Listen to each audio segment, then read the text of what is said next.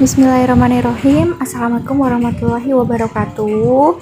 Kali ini saya akan menyampaikan presentasi kami yang berjudul merawat jenazah, yaitu termasuk memandikan, mengkafani, menguburkan, dan juga pidato singkat. Mata kuliah praktik ibadah, dosen pengampu Dianing Pravitri MSI, dengan nama kelompok Muhammad Saiful Anam, Anggraini Evita Sofiani, dan Widya Nur Komariah. Oke, next kita ke pembahasan yang berikutnya. Nah, pembahasan ini meliputi pengertian perawatan jenazah, memandikan jenazah, kami juga akan membahas mengkafani jenazah, sampai ke pidato pengantar jenazah. Slide selanjutnya kita membahas pengertian perawatan jenazah. Nah, kata jenazah diambil dari bahasa Arab jenadah yang arti berasa tubuh mayat dan kata janadah yang berarti menutupi. Jadi, secara umum kata jenazah memiliki arti tubuh mayat yang tertutup. Nah, perawatan jenazah adalah mengurusan jenazah seorang muslim atau muslimat dengan cara memandikan, mengkafani, mensolatkan, dan menguburkannya. Dan hukumnya adalah fardu kifayah di mana bagi orang-orang Islam yang masih hidup. Oke, next ke slide selanjutnya kita akan membahas mengenai memandikan jenazah. Nah, urutan orang yang berhak memandikan jenazah itu ada 3. Yang pertama, keluarga inti, dan itu termasuk ayah, ibu, dan juga anak.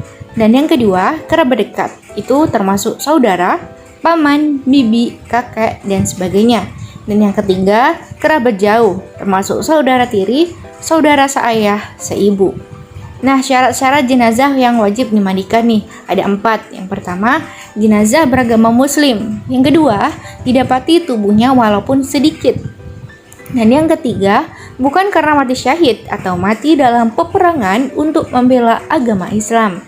Yang keempat, jika jenazah laki-laki, maka yang memandikan adalah laki-laki. Jika jenazah yang perempuan, maka yang memandikan adalah perempuan pula. Oke, kita masuk ke pembahasan yang selanjutnya, yaitu tata cara memandikan jenazah.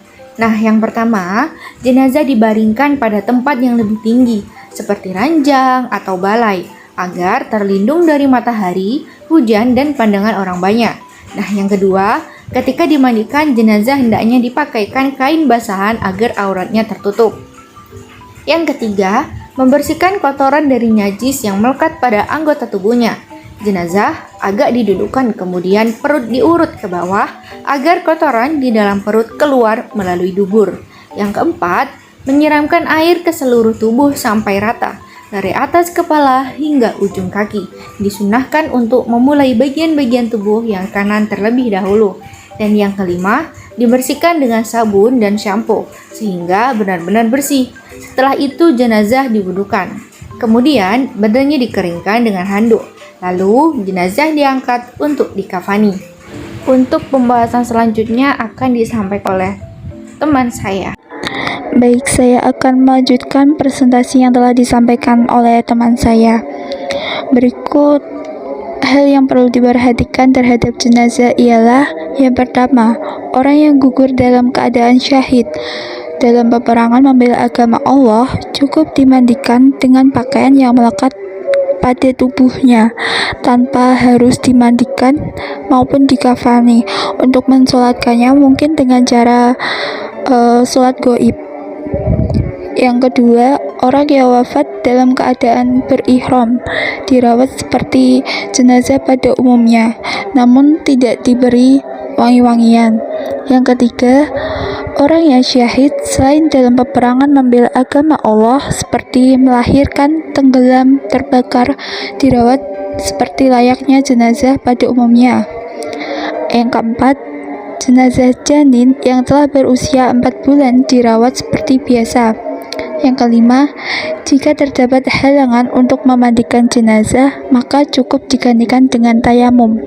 Yang keenam, bagi orang yang memandikan jenazah disunahkan untuk mandi sesudahnya. Selanjutnya, mengkafani jenazah. Mengkafani jenazah ialah memandikannya dengan kain kafan. Hukum mengkafani jenazah ialah fardu kifayah bagi orang-orang Islam yang masih hidup.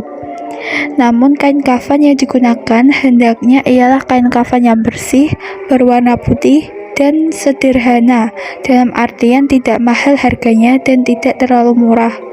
Dalam hal ini, Rasulullah SAW bersabda, "Berpakaianlah kamu dengan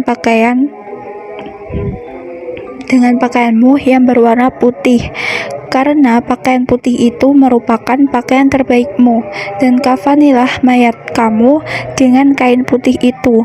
Hadis riwayat At-Tirmidzi. Selanjutnya, cara mengkafani jenazah. Yang pertama, dihamparkan sehelai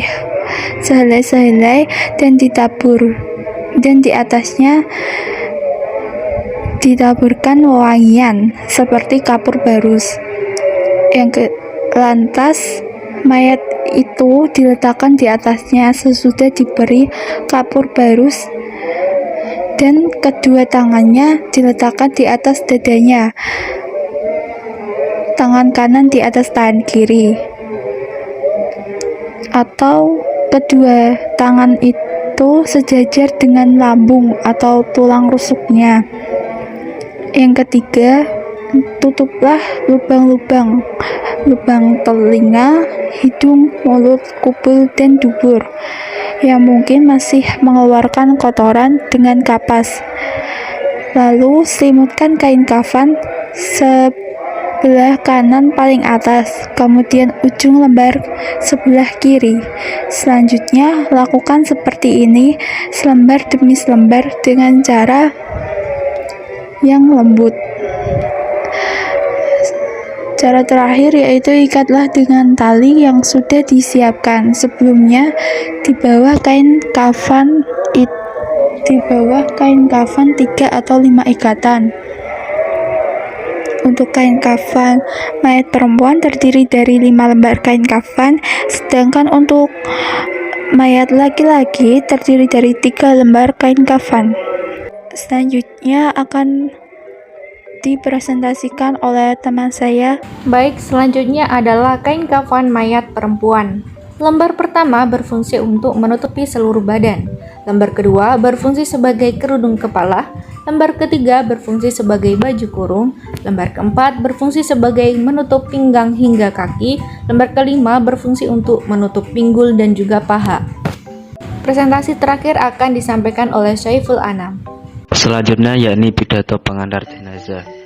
Pidato ini adalah salah satu bentuk penghormatan dan juga sebuah penguat bagi sahibul musibah agar diberi ketabahan.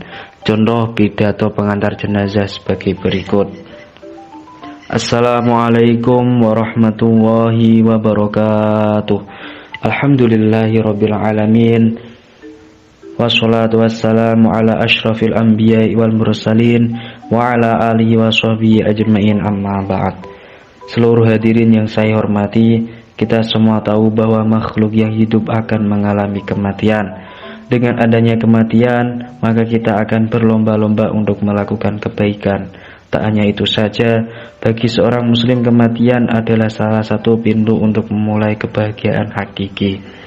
Di samping itu, dengan adanya kematian juga dapat senantiasa memperbaiki diri menjadi pribadi yang lebih baik dan mengingat akan hal kematian.